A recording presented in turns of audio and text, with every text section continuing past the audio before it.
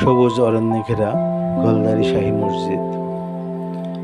মসজিদের চারপাশে অনেক গাছপালা, সুন্দর প্রকৃতির মাঝে গড়ে ওঠা সুন্দর একটি মসজিদ।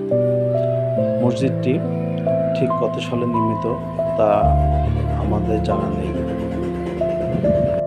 তবে মসজিদটি তখনকার জমিদার শাহ আলী কদর শাহর আমলে তৈরি। 5 ওয়াক্ত নামাজের পাশাপাশি জুম্মার নামাজ আদায় করে থাকেন স্থানীয় মুসল্লি।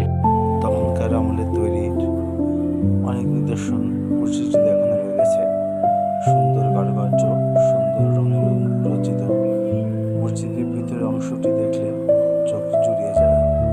আল্লাহর ঘর মসজিদ কতটা সুন্দর। মসজিদটিতে মোট 3টি গম্বুজ রয়েছে।